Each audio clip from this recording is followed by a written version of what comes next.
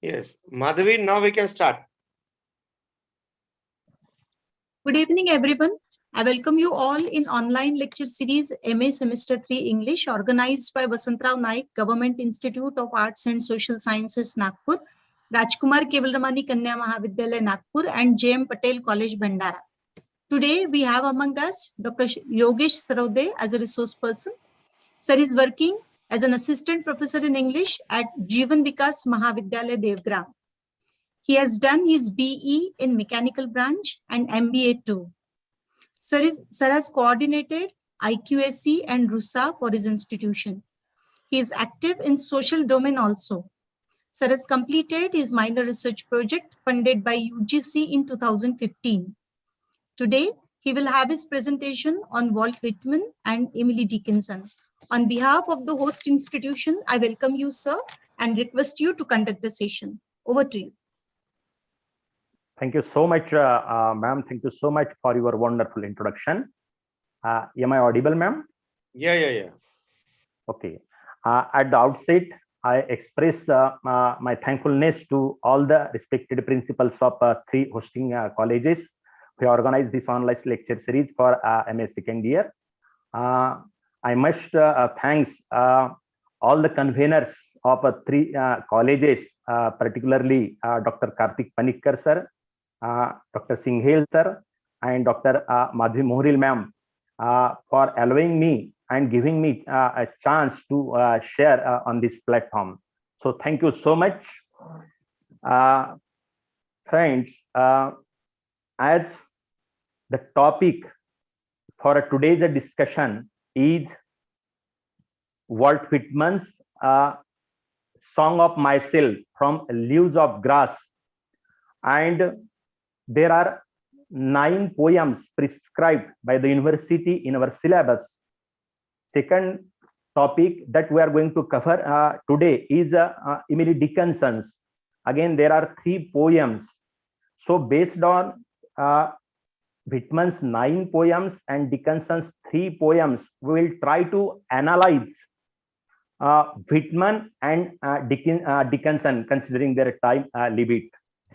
So as far as Walt Whitman is concerned, he was born on 31st May 1819 and took his last breath on 26th March 1892.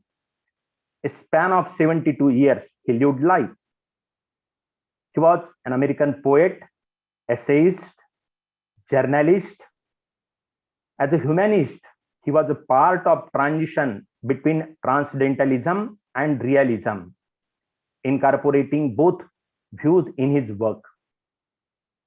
Whitman is among the most influential poets in the American canon, often called the father of free verse.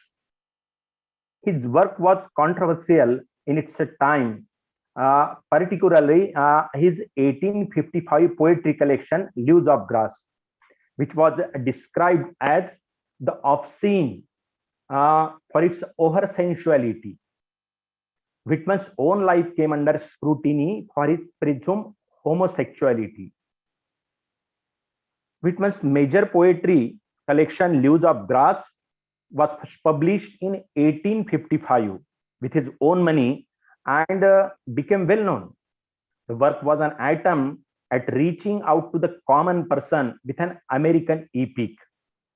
He continued expanding and revising it until his death in 1892. During American Civil War, we all know American Civil War continued for 4 years, that is from 1861 to 1865. So he went during this period to Washington and worked in hospitals caring for the wounded. His poetry often focused on both loss and healing. On the death of Abraham Lincoln, whom Whitman greatly admired, he wrote his well-known poems, "O Captain, My Captain," and gave a series of lectures. So at the end of his life, because of a paralytic stroke, Whitman moved to New Jersey, where his health further declined. And at the age of 72, he took his last breath. His funeral was, a public event. So this is what is about introductory part of the introduction. Whitman's influence on poetry remains strong. Mary Smith says you cannot really understand America without Walt Whitman, without Leaves of Grass.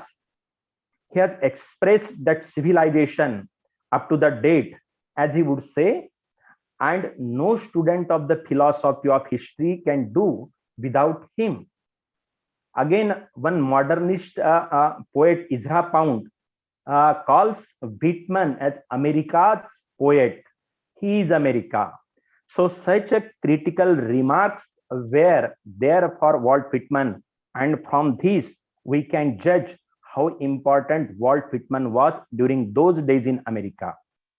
Now, Song of Myself is a wonderful poem by Walt Whitman. Today, I'm going to focus on important aspects of its few sections that are prescribed to our syllabus, and would try to analyze the poet from the poems. As such, there are 52 sections in Song of Myself, covering more than 1300 lines.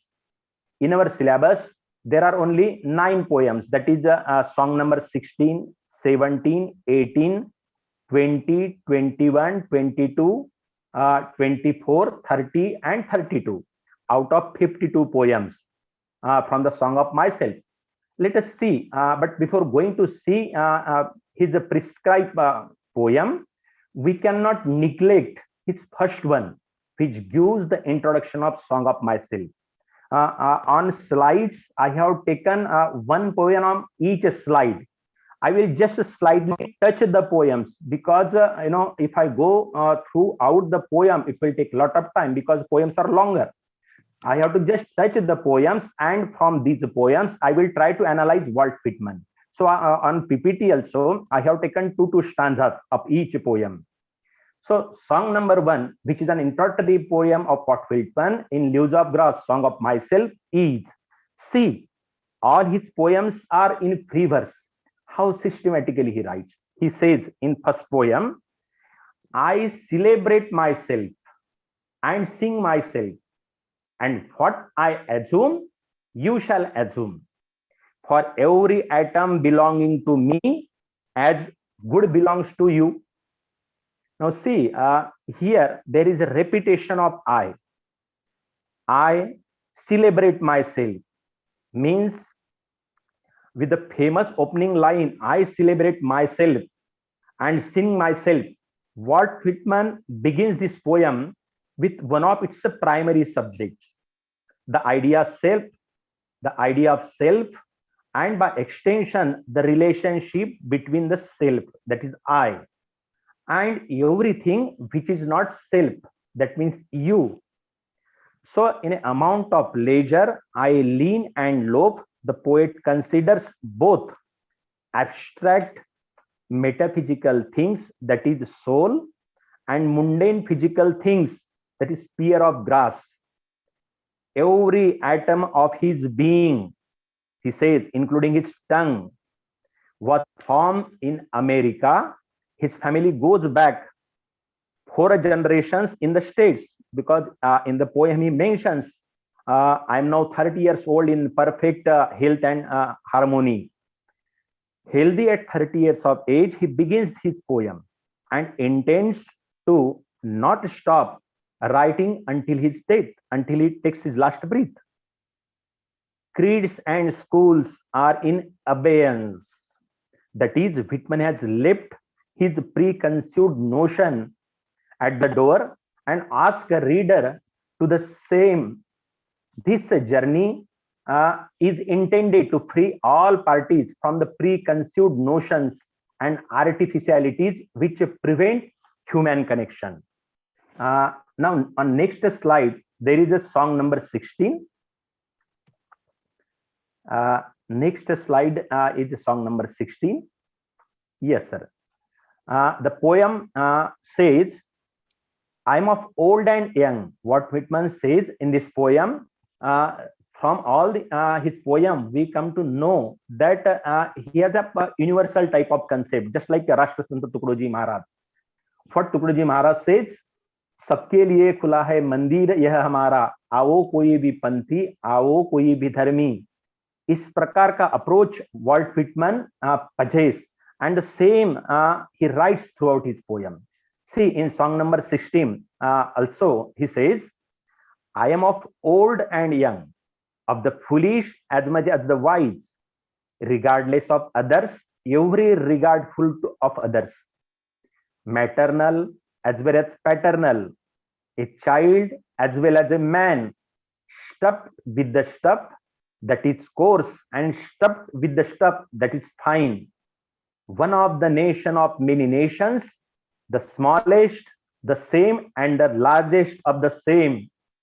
And the poem continues. It's a long poem. So this is the crux of the poem, in which he says, he examines dozens of people from all walks of life. Then here he restricts his scope of the poem back to poet's individual self again. But it is clear that he has somehow absorbed aspects from all the people he has encountered. He now contains multitudes. In this section, Whitman showcases many apparently contradictory aspects of himself. As the first line summarizes, he is of old and young, of the foolish as much as of the wise. So Whitman focuses particularly on being equally at home in various regions of US, from coast to coast, and this is fitting as it describes America as the nation of many nations. Whitman vocally resists many forces which might demand that he simplify his own diversity, and by extension, the diversity of America. Now, in the next poem, that is poem number 17, he says, they are really, yes, poem number 17, see what one says, these are really the thoughts of all men in all ages and lands. They are not original with me. See, Whitman writes, if they are not yours as much as mine, they are nothing or next to nothing. If they are not the riddle and untying of the riddle, they are nothing. This is the grass that grows wherever the land is and the water is. This is the common air that baths the globe. Walt Whitman bolte hai, in this very short section, he interrupts his lengthy catalogues with a simple statement. His thoughts are not original. They are really thoughts of all men in all ages and lands. If the concepts he shares in this poem are not yours, two, this is if they are not really relatable to your reader's experience, then they are nothing. They are of no use. They are of no value. Whitman returns to the theme of gross from section 6. His poetry should grow across the class and racial lines wherever the land is and the water is. So this is what the poem 17 is. Now, if we come to song number 18, in a song 18, he writes, with music strong I come, with my cornets and my drums, I play not marches for accepted victors only. I play marches for conquered and slain persons. Vivat to those who have failed. Vivat means I appreciate to those. It is not that I appreciate only the winners. I congratulate to losers also. So vivat to those who have failed, and to those whose war vessels sank in the sea, and to those themselves who sank in the sea, and to all generals that lost engagements and all overcome heroes, and the numberless unknown heroes equal to the greatest heroes known. Here, Walt Whitman puts, or you can say, an inner urge he has a special respect for all people. He says, for the first time, Whitman focuses on the topic of war, which he touches on briefly in section 4 as a source of distraction from the important things in life. In typically contradictory fashion, he describes himself playing celebratory music not for the winners of a battle, but for the losers. Vivas, VIVAS, it means congratulations to those who have failed, because Whitman believes that battles are often lost for the same reasons for which they are won. He sees no use in judging the participants based on outcomes alone. He is equally interested in praising and the numberless unknown heroes equal to the greatest heroes known. This is what song number 18 says. Now, when we come to song number 20, on next slide, see Walt Whitman says here, song, yes, 20. See, in song 20, he writes, who goes there? He asks questions. Who goes there? Hankering, gross, mystical, nude. How is it I extract strength from the beef I eat? What is a man anyhow? What am I? What are you? All I mark as my own, you shall offset it with your own, else it were a time lost listening to me. Again, he says, I know I am a solid and sound. Again, in next stanza, he says, I know I am deathless. I know I am august. August means noble here. And I know the amplitude of time. Now, the crux of the poem is that Whitman wonders how his body is physically formed from that which he consumes. How is it I extract strength from the beef I eat? In turn, he wonders what atomic matter constitutes a human beings, both himself and you, following along the line of thought. Whitman again ties in themes he first touched in section 6, where he considered the cyclical nature of existence through metaphor of grass growing from graves, that is death producing life.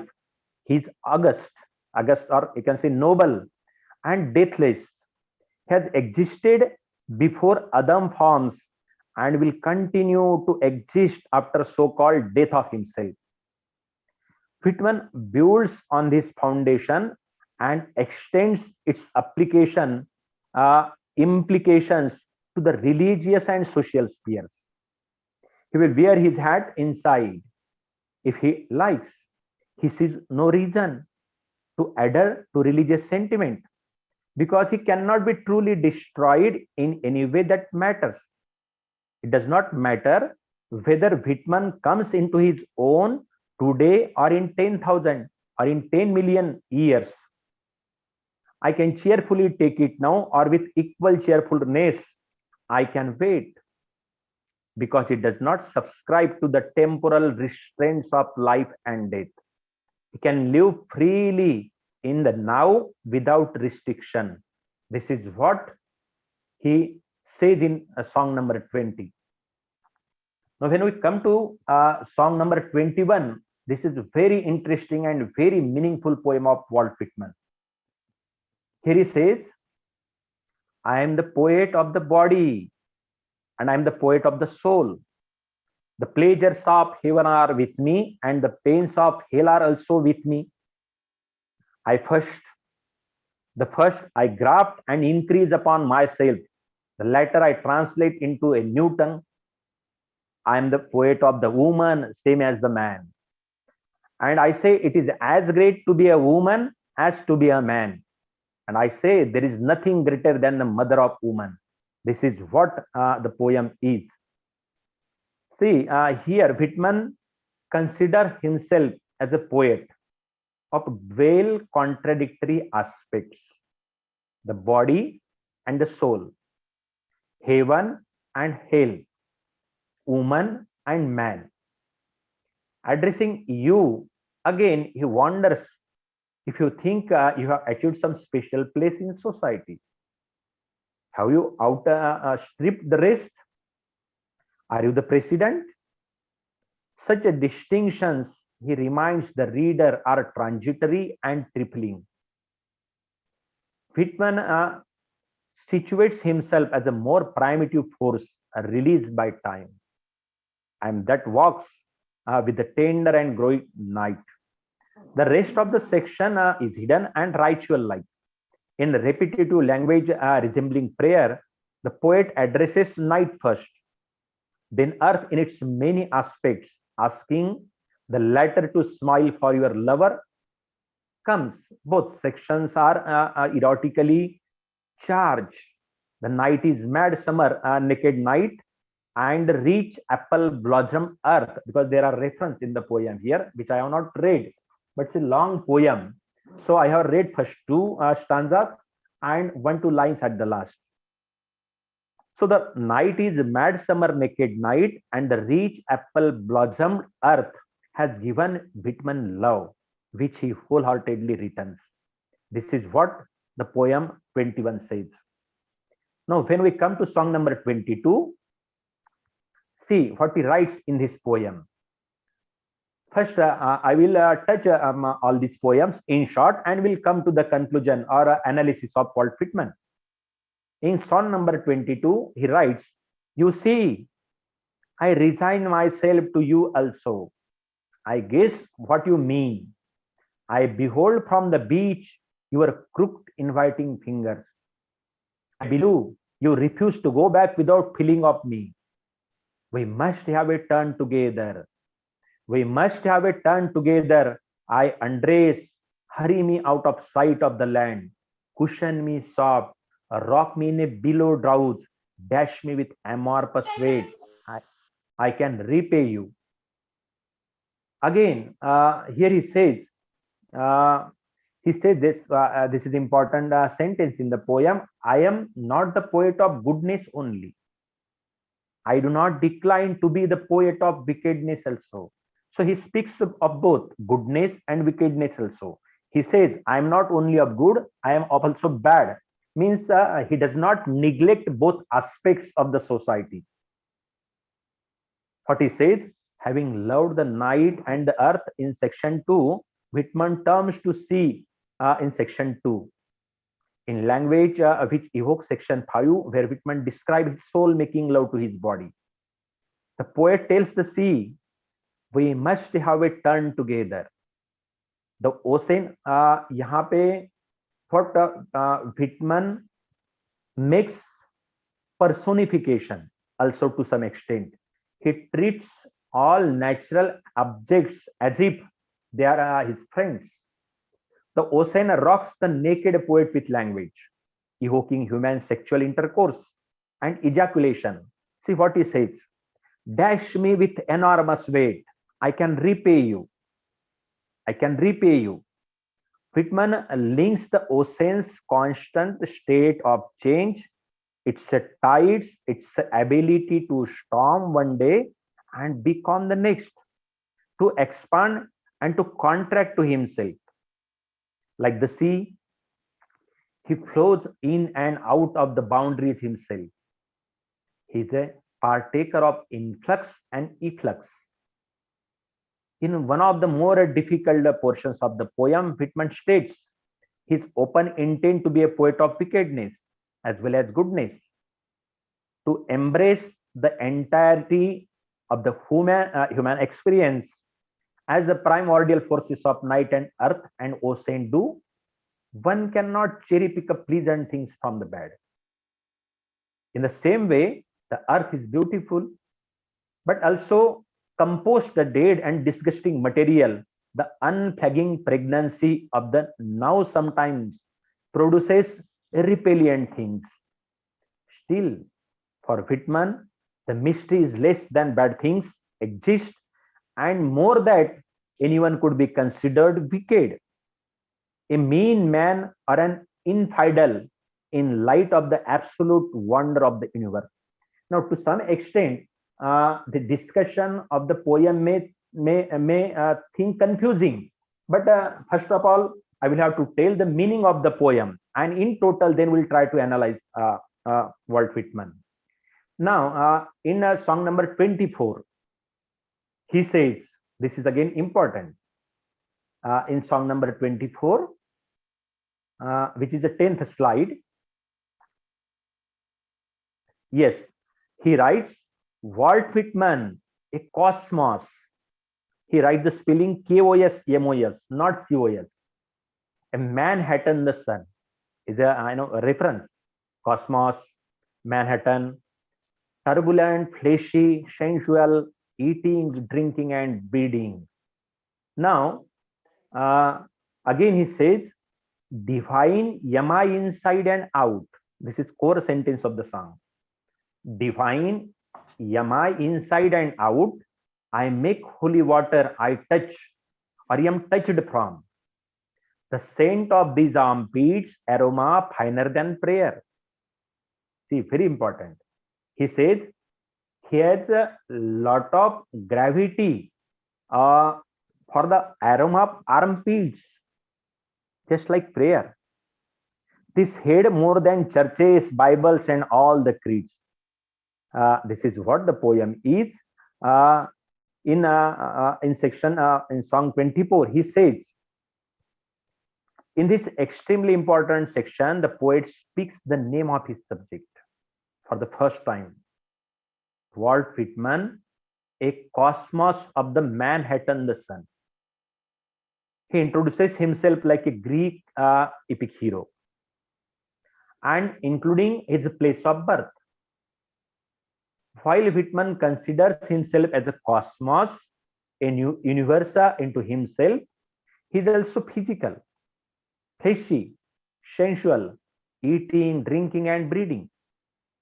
He demands a breakdown of barriers and situates himself as an individual voice, which still somehow speaks for everyone. He is the mouthpiece for many long, dumb voices of people who have lived and died before, and is particularly interested in representing the forbidden voices.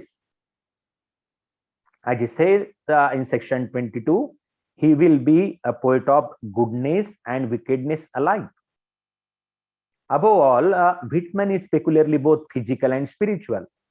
He prioritizes seeing, hearing, feeling, while also being. Divine inside and out, he makes holy everything he touches with his body and explicitly links acts of sex and physical labor to acts of religious devotion. For him, sex is also important. That's why he says his armpit sweats, and that is finer than the prayer. Means he gives equal importance to prayer and the labor also. Notably, Whitman's catalog of physical aspect moves interchangeably between human physiology and the animal world. He has hair for the hair. He is sweet. It's brooks and dew. He always, the poet enjoys sensory experience of the natural world. So here the section ends with the poet observing the approach of daybreak. Here near the halfway point of the poem, the sun and by extension, the light of understanding approaches, but that has not yet arrived.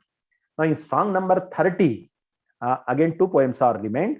In song number 30, Whitman writes, all truths wait in all things. They neither hasten their own delivery nor resist it. They do not need the obstetric forces of the surgeon. The significant is as big to me as any. Again, important sentence is, logic and sermons never convince. The damp of the night drives deeper into my soul. And the last line of this poem, he says, and until one and all shall delight us and will with them. So see, here, in the light of these revelations after sex, Whitman reconsiders one of his most important tenets. Everything in the universe has its own truth, its own value and purpose, which neither demands human understanding nor allows it. One does not need to logically, forcibly arrange the truth of the world, but like a surgeon delivering a child. Sex, love, and union they create between people. The damp of the night are more illuminating for Whitman than the logics and sermons, which never convince. Organic experiences will always take preference over man-made contrivances.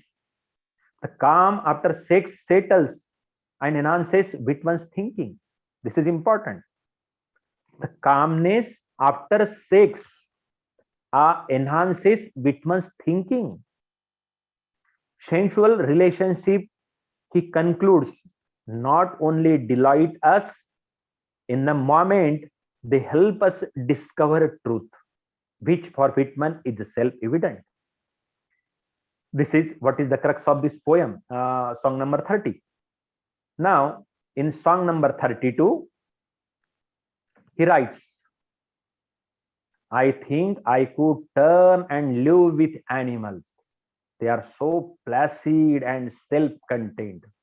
Here he equates human life with animals.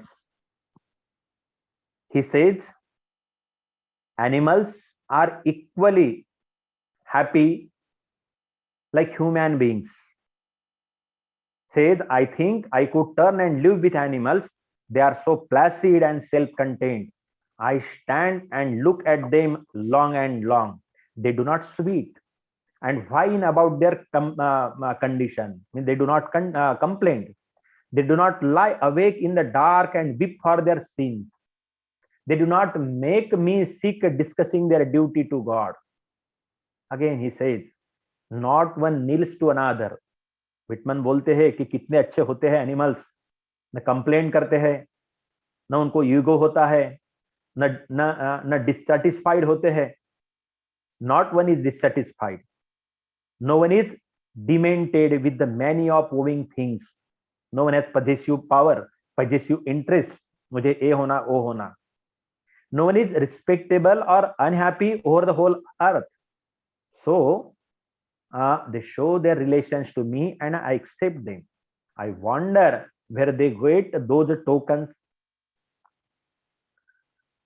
Meaning, here Whitman reestablishes humankind as intimately related to other forms of life in universe. Human bodies share morphological similarities with quadrupeds and birds. Here, Whitman carries on connection between animals and people, but this time highlights the many differences between them, both positive and negative. According to Whitman, animals lack the self-consciousness of people. They are self-contained. They do not sweat, SWEAT, and complain about their condition. Nor are they bound to material things as people are. This freedom is a double-edged sword. No animal is respectable in a societal sense, but no animal is unhappy either.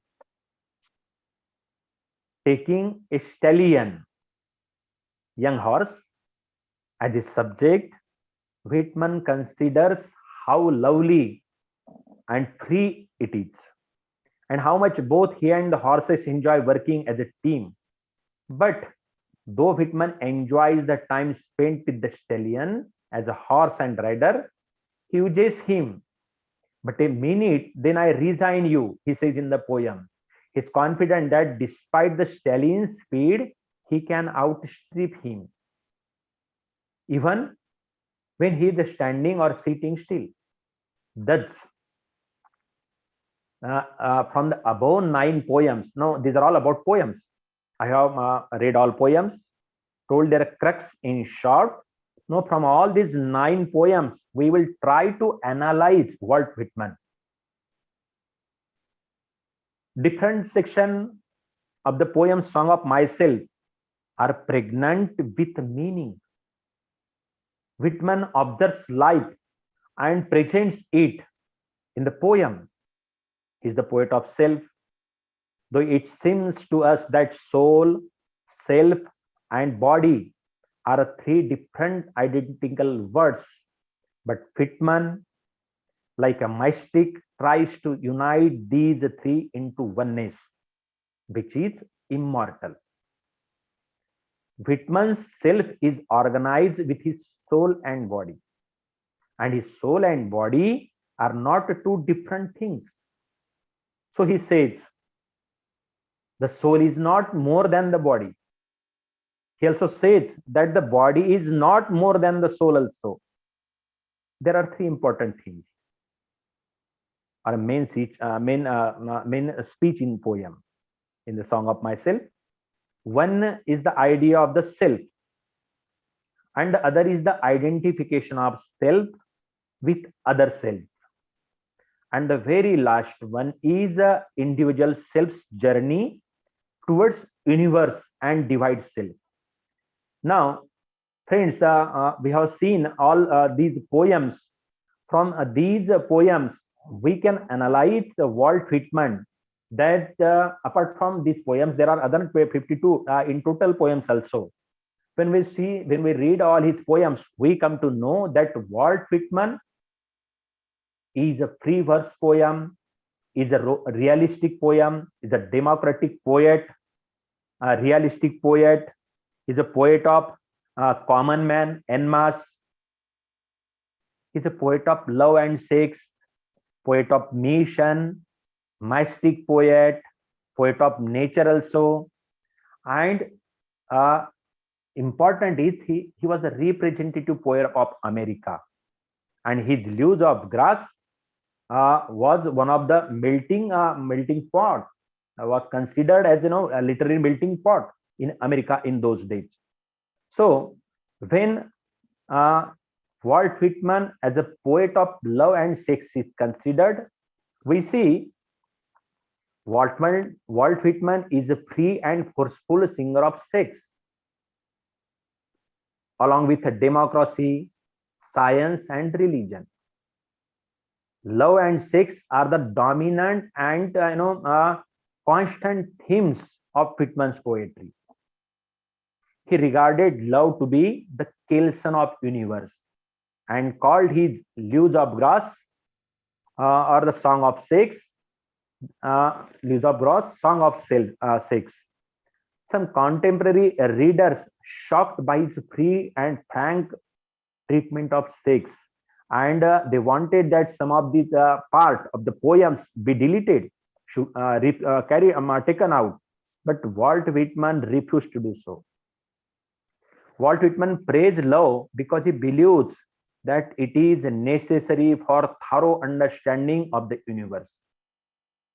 He has not left any one of the realities of love untouched. His songs of love derive their true nature from extreme sensuousness. So in the poem Song of Myself, we find him as a semi-barbarous, angelic singer of sexual delight. He is sometimes more savage in expressing the sexual delight. In section 27 and 28 of Song of Myself, he dwells upon the thrill he experiences when his body comes in physical contact with another lady. See what he says. Is this then a touch, querying me to a new identity? Flames and ether making a rush for me, my veins. Sexual ecstasy and fulfillment lead to new identity. A very touch of another human body being makes a flame and either touch of another. He's thrilled, and now identity. He's thrilled and a new identity with her is achieved. So this is what Walt Whitman opinion about sex. At the same time, we find that he was a free and realistic based runner in sex. Walt Whitman is very frank in his description of sexual scene. His treatment of sex is frank and realistic. He does not speak or he even does not seek an escape from the harsh realities of life. See what he says: sex is the cardinal need and passion of mankind. He again and again asserts that he is the poet of the body and the poet of the soul, and that he sings of the body electric. I am the poet of the body and poet of the soul. The pleasures of heaven are with me, and the pains of hell are also with me. This is what is his opinion.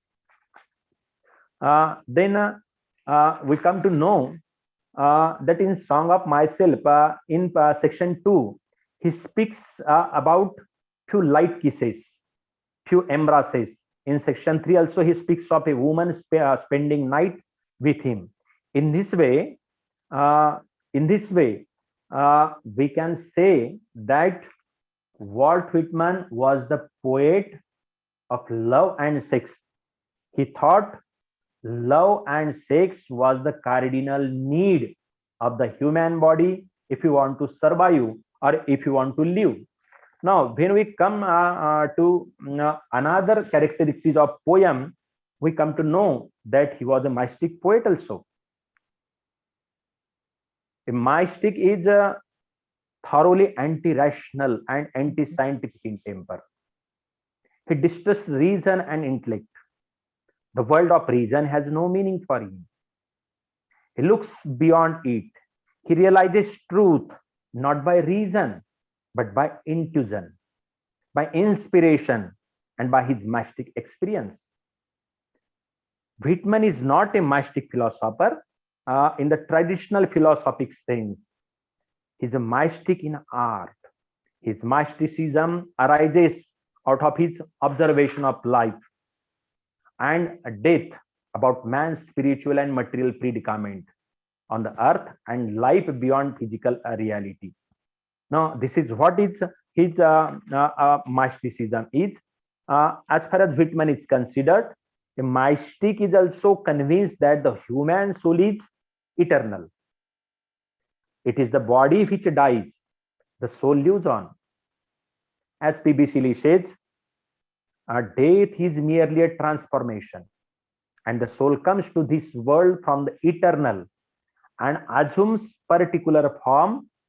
After death, it still lives on in the eternal and may assume some different forms.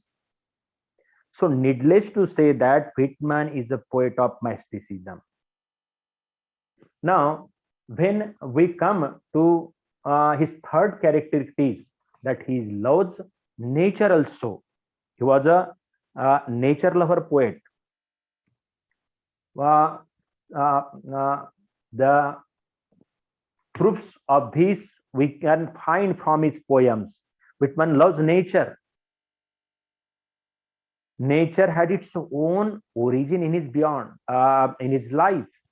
He would often remind lying for hours together, thinking of the apple tree, the blossom, the sky, the grass, and everything that constitute nature, the great and small. In Leaves of Grass, he has selected grass as the model or symbol, and grass is one of the object in the nature. So in his Song of Myself, he uses grass, which becomes symbol of democracy. Whitman gives expression to the teaching of oneness, to the mystical experience in a number of sections of Song of Myself. See what he says. And I know that the hand of God is the promise of my own. And I know that the Spirit of God is the brother of my own. And that all the men, even born, are also my brothers, and the women my sisters and lovers. and the kelson of the creation is love.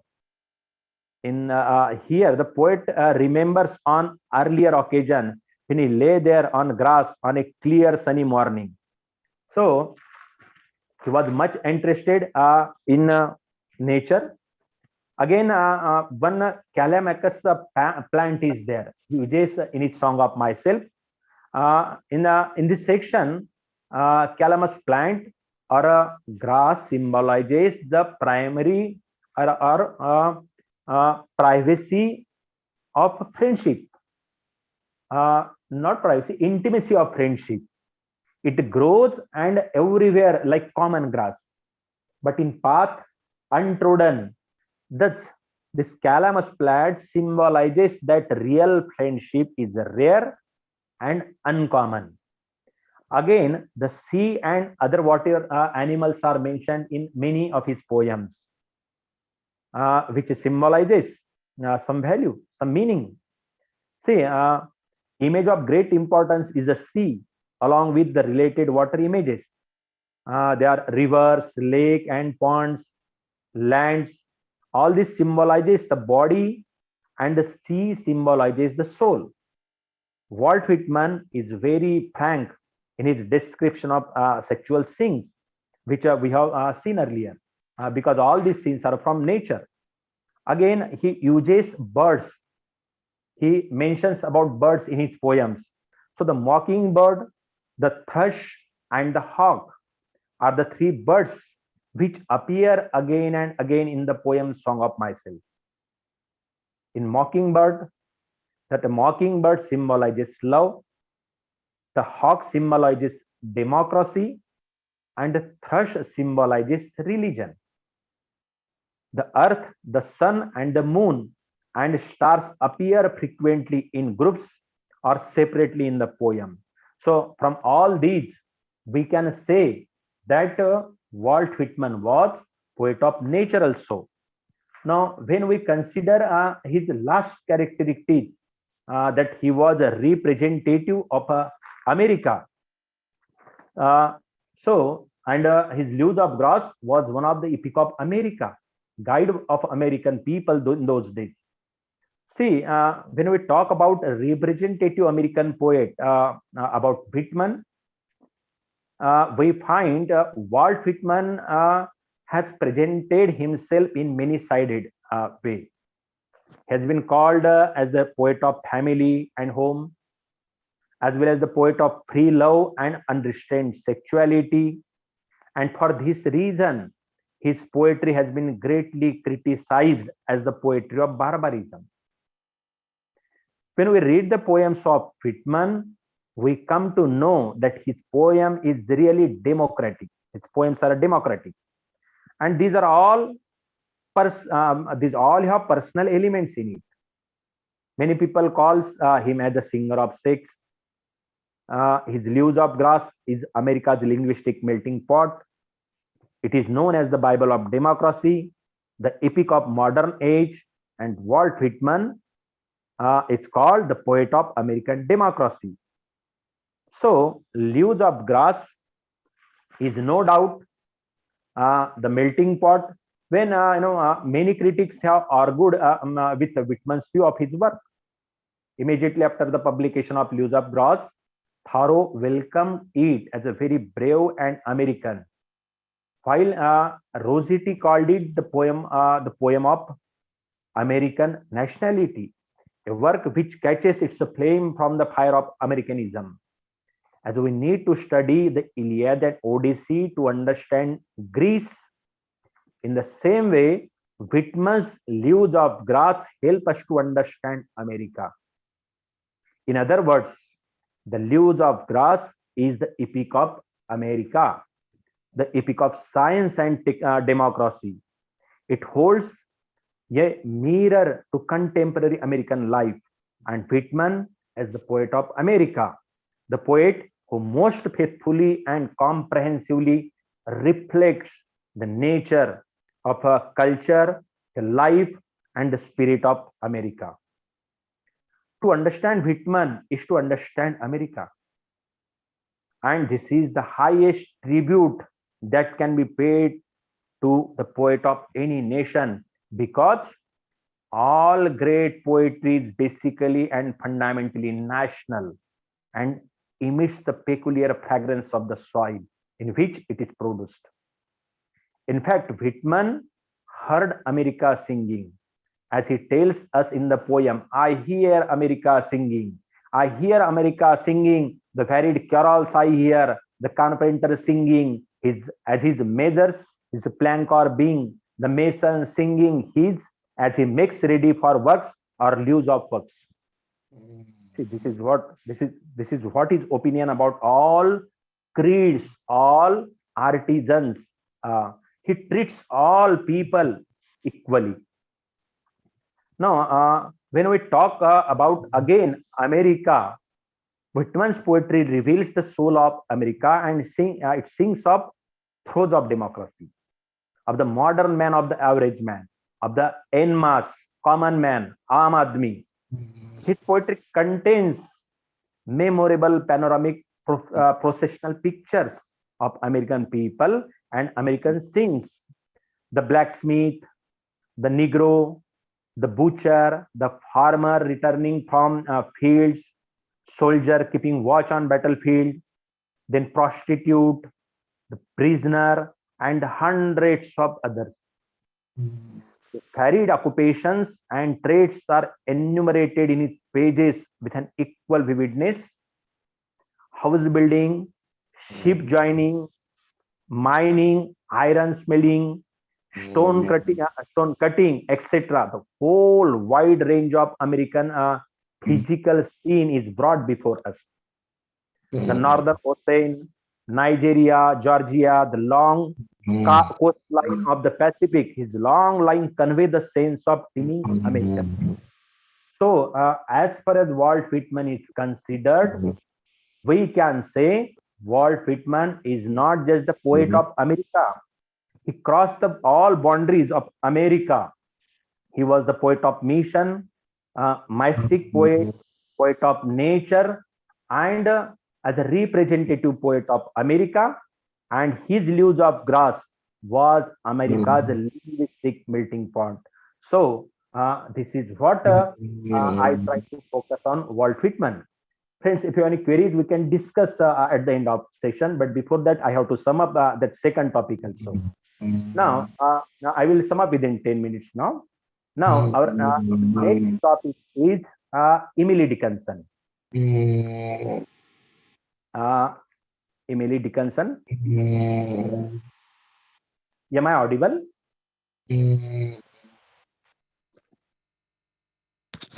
Sorry, am I audible?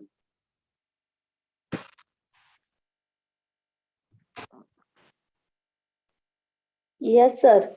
Yeah, next slide, please. Emily Dickinson. Yes, very good. Now, the second topic is Emily Dickinson. Now, when we talk about Emily, I will introduce Emily in brief. Born on 10th December 1830 and died on 15th May 1886, just a span of 56 years. She was an American poet. Little known during her life, she has since been regarded as one of the most important figures in American poetry. Dickinson was born in Amherst, Massachusetts, in a prominent family with strong ties to its community.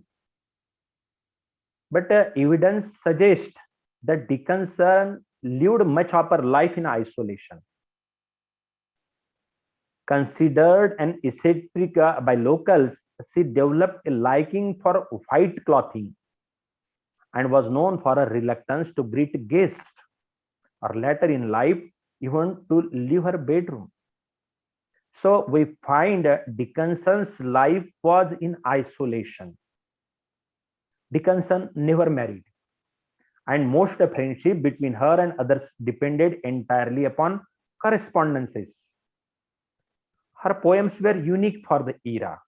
They contain short stories, short lines, not stories, typically lack titles. The first collection of poetry was published in 1890. She has written more than 1800 poems. Most of her poems do not have titles.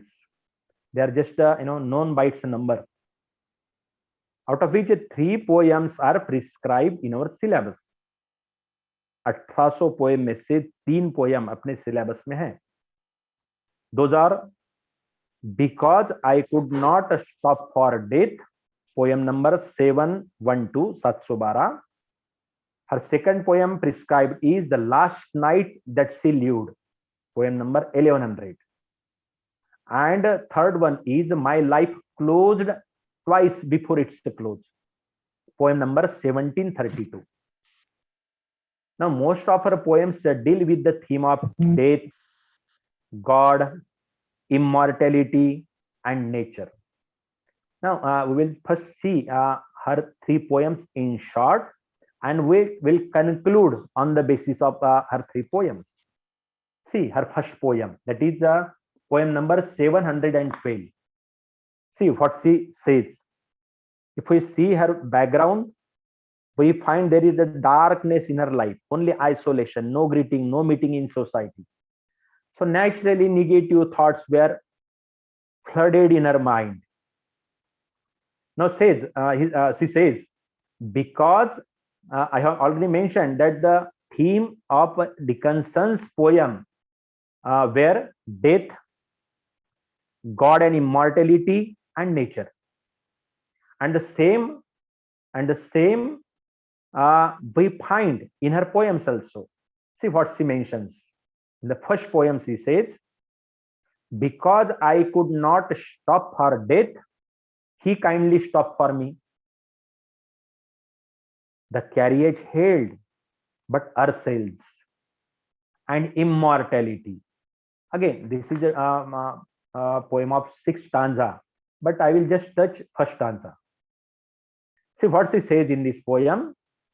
A modern interpretation may suggest that Dickinson was writing about death. The way that she personifies the death is interesting.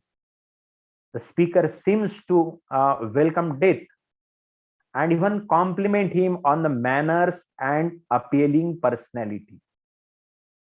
As the death picks up the speaker, a sense of calm and enjoyment are apparent. As Dickinson writes, he knew me haste, he knew no haste, koi jaldi nahi thi, and I had put away my labor and leisure too for this civility. See line number 5 and 8. Together they ride past a comforting landscape and seemingly everyday life until they arrive at a rather peculiar house. Now the house may be interpreted as a grave that protrudes out of the ground. The last stanza reveals that the speaker has been dead centuries, and that she feels that only day has passed since the journey began. So in the first poem, we find that there are recurring thoughts of death in her mind that floods in her mind. Thoughts of death flood in her mind, and the same she mentions in the poem. Now when I talk about her second prescribed poem, that is song number 1100, The Last Night. Yes, please.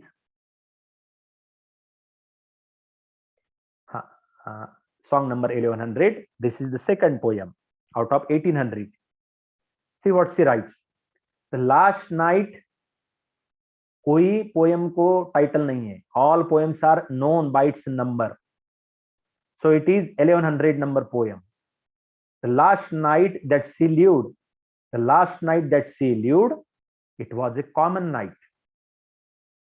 Except the dying, this to us made nature different. Again, this is a poem of 7 stanzas. I will just touch first stanza. In this poem, she says, the first line reveals the nature of the poem, stating that it is an observation of death. The capitalization of common night emphasized that the night was ordinary except for the death. The first stanza portrays the shock of death. and fitting with the period of time. Now, when we come to second stanza, it plays on the reader's mind, discussing the physiological effects of death. Notice smallest thing, she writes, portrays the speaker noticing previously neglected objects, linking to Dickinson's tendency to give ordinary objects metaphorical meaning. Now, the third stanza is more lively. We went out and in, she says, portrays them as being passive. The context behind the stanza is linked to the past idea that family members would gather around their dying relative's bed in order to try and to see the soul ascend to heaven. मरने के बाद soul the ऊपर जाता है, तो we see the natural situation that all family members gather together, and this is what she imagines in her mind. The thought comes to her mind. In the next stanza, Emily says, humans in simplistic terms, showing how instead of living they simply exist. Then in the last stanza, it is extremely physical, illustrating how they now prepare the body. The stanza contains a cold and empty tone portraying the person as a body beats, hair and head, stripping the person of any life. The stanza is described as an awful leisure which they have to move on from and return to a normalized lifestyle. Dickinson portrays how the experience of death changes and alters a person's belief about God and immortality. See again, death, feeling about death, then immortality. All these themes always recur in most of his or many of her poems. Now, when you come to her third poem, that is song number 1732, My Life Closed Twice. This is last poem, and after this we will conclude Emily also. My life closed twice before it's close. Emily बोलती है my life closed twice before its actual close. मरने के पहले, real death के पहले, I died twice. This is what she wants to say. My life closed twice before its close. It remains to see if immortality unveil a third event to me. Now, this poem is of 2 stanzas, but first one is important. See what she says here. The poetess visualizes her own death before its actual arrival. She has witnessed this unusual experience twice in her life. The previous 2 experiences were no less tragic than the final termination of her life. Each past experience reminded her of her approaching hour of death. This means that the speaker was always haunted by the fear of death in her life. The subconscious fear of death never lifted from her sensitive mind. She still hopes if immortality can offer her the third experience of death. The speaker had always been afraid of death throughout her life. She has even twice anticipated death prior to its actual arrival. Each experience of death shattered the very life of the speaker. The pangs of death were almost identical after her every confrontation with death. The word parting is linked not only with heaven, but also with hell. Parting leads to heaven and ensures the future happiness of the departed soul. Similarly, the experience of hell can be felt in anguish of parting. This is what the third poem is. Now, from these 3 poems, we can conclude Emily as this is last slide, that Emily was the great poet with negative thoughts in her mind Why negative? We have already seen that most of our lives is spent in isolation. So naturally, the themes of death, God, immortality always flooded her mind. So main issue, that is God and immortality, death, and love for nature was also important aspect for her. Now, when we talk about Emily Dickinson's, we find Emily Dickinson was born and brought up in Puritan faith. She refused to believe any institutional religion as such. She never went to church. And then she was a true Christian in spirit. That is important. Though she never went in church, even though she was a true Christian. The other factor which influenced her attitude to life was Calvinism. Her later poems continually refer to problems and faith, the identity of the soul, and the reality of God. Miss Dickinson described immortality as a third subject, meaning it was a subject that largely occupied her mind and overwhelmed her with its intensity. The subject of immortality is dealt with her numerous letters and poems. Although she wanted to believe in immortality and did believe in it to a great extent, her belief was very firm, or you can say strong. In fact, she continued to waver between belief and doubt. When death struck someone close to her, her faith didn't lend her much support. After her father's death, she could only say, I am glad there is immortality, but would I have tasted it myself before entrusting him. According to Dickinson, after the strenuous life on earth, death provides leisure. She says a real life begins after death. Emily Dickinson believed in the immortality of soul. So according to her, death is not the end of life. Life of the soul begins after a short interval of rest. So she says in the poem, the only news I know is the bulletins all day. From immortality, the only shows I see tomorrow and today, perchance eternity. Apart from this, we find Emily's son had great faith in God, and no doubt, doubts also, faith in doubts also. So some of her poems express her religious doubts. The majority accept God as a true personality whom she could love, hate, joke with, and be irritated by. So, as a critic has pointed out, was a very intimacy which she felt for the person of a God that enabled her to engage in such banters.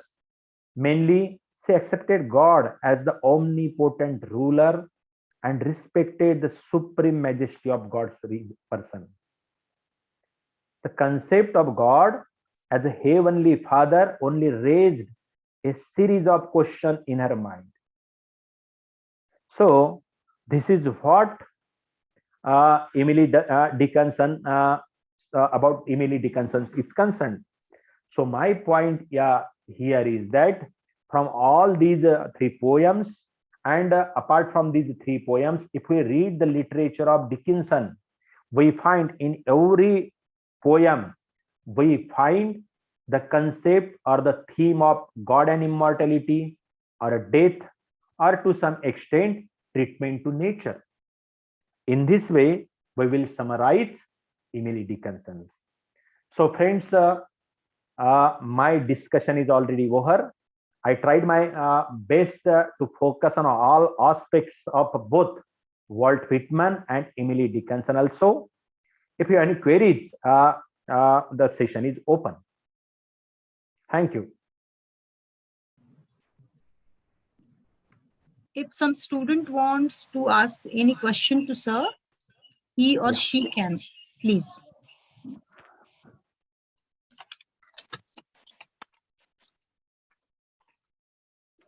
I think the students have very well understood, sir.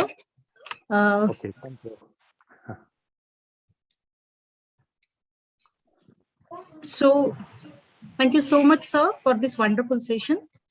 In his Thank you. presentation, sir has covered the poems prescribed for detailed study along with the background sections. He explained in detail why Walt Whitman and Emily Dickinson are considered to be the significant American literary figures, what is their contribution to American literature, along with the major themes which have been used by these two literary figures in their literature. Thank you so much, sir, for this wonderful presentation. It will be definitely useful to the students. Thank you so much. And special thanks to Karthik Panikar, sir, for his technical support. Thank you so much. Thank you all. Thank you so much. Thank you. So we conclude. Thank you, Yogesh. Thank you, sir. Thank you. So dear students, we conclude